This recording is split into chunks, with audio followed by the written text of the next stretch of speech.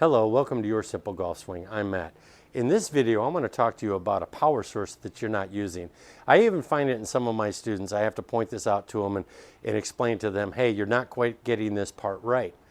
I first discovered the importance of this power source after I had already honed the Mike Austin, Mike Dunaway swing and come up with my own teaching theory and everything, hitting the ball really nice, hitting it nice straight long drives, hitting all of my irons with really good accuracy and distance. Well, some things came about in my life where I had to step away from golf for a little while. And when I came back into golf, I noticed I had lost a little distance.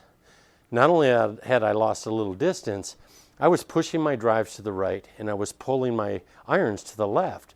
And for the life of me, I couldn't figure out what was going wrong. Well, I want to discuss that little journey of mine with you and show you how that helped reinforce something that I had been teaching, something that I had known, but I was neglecting in my swing. And it cost me distance, cost me accuracy, cost me consistency. Before I get into that and tell you that story and tell you how you can incorporate this power source into your swing, I just want to welcome all the new viewers. Please take some time to look through my channel. You'll see I've loaded lots of videos that help give you increased distance and accuracy and really help improve your game. If you want to learn the swing a lot faster and you're interested in my online course, please go down into the description. You'll see a link that you can click on and get yourself signed up for my online course. Okay, let's get back into the lesson. So, like I said, I had lost distance. I was pushing my driver to the right and I was pulling my irons. What was causing this?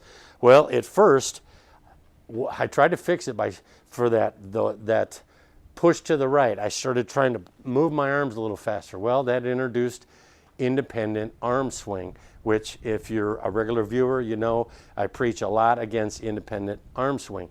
We need to use our body to swing those arms around and get that club into the ball. It also led me to start turning my hips a little slower to try to get those arms to catch up. That wasn't working either. What that caused to happen is I would still occasionally push it, and more often than not, I would yank it left like I was doing with my irons. What I discovered when I went back through the different videos that I filmed, and I went back through Mike Austin and Mike Dunaway and kept searching and searching and searching. What am I getting wrong? What aren't I doing right? I was doing my pivot properly. I was turning the shoulders. I was doing the hand action right. What was causing me to push the drive, pull the irons? Well, it's going to be something that may seem a little counterintuitive to you. Well, if you've seen Mike Dunaway's rope drill, he's standing there and he's got a rope with a little eyepiece put in the ground there and he's holding it and he's demonstrating the shoulder and the hip, the pivot with the shoulder and the hip. I took another look at that and I realized something that I was doing wrong. When I was going into my backswing, I was getting the pivot proper. I was turning my shoulders. I was feeling like I wasn't getting as much of a shoulder turn, so I would overturn those shoulders, and that would just cause all kinds of problems. What I discovered was actually, it was my backswing that was causing me to lose distance, push my driver to the right, and pull my irons, and I'm going to explain that to you. In my backswing, I was getting lazy. I was getting the weight shift right, and I was turning my shoulders, but this hip, I was leaving back here. What you really need to do is you need to make sure that when you straighten this right leg and you bend this left leg, you let that hip turn around. Now, why does that make a difference? Well, if you've seen my video on the swing speed lie, we want to get all of our mass behind the ball. And that means get our whole body behind the ball. We get a much bigger turn when we let this hip come around and then we sling into it. Well, with the driver, if you're not turning your hips all the way around, if you're restricting them, and then you start that swing around, you don't have time to get that club head all the way back to square, and it's going to leave that face open a little bit, and it's going to send it off to the right.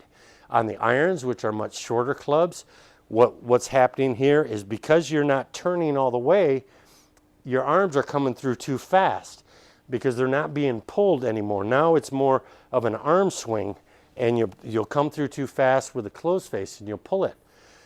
So what I did is I started incorporating a bigger turn with my left hip into my backswing.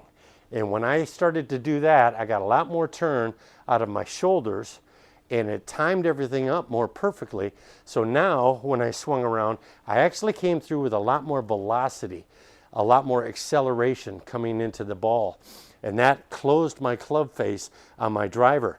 It also retarded my arms on my iron swing. I could feel that I didn't have that urge as much to try to overtake everything with my arms, because now I was creating the time I needed to get them to come around right here and hit off my side, and that started to straighten everything out. So if you really want to increase some distance, get your timing better, and square that club face up to where you're hitting straight drives and straight irons, this is a power source you need to use. You need to get that hip to turn around. Dunaway and Austin, they described it as your right side is like a fence post, and this side is like a gate on your backswing. And you want to swing this gate around that fence post like you're opening up a gate. And then when you go back, you're going to feel a lot more snap coming through. It will also allow you to keep your head behind the ball easier. Now this gate, this is the fence post, and the gate is swinging around this way. So go out and give that a try. You'll find that it's really going to help you increase your ball striking. You'll hit the ball a lot further. You'll hit it a lot straighter and a lot more consistency, or with a lot more consistency. So I hope this helps. Go out and give it a try. Let me know down in the comments what you think. And if you would, please hit the like button.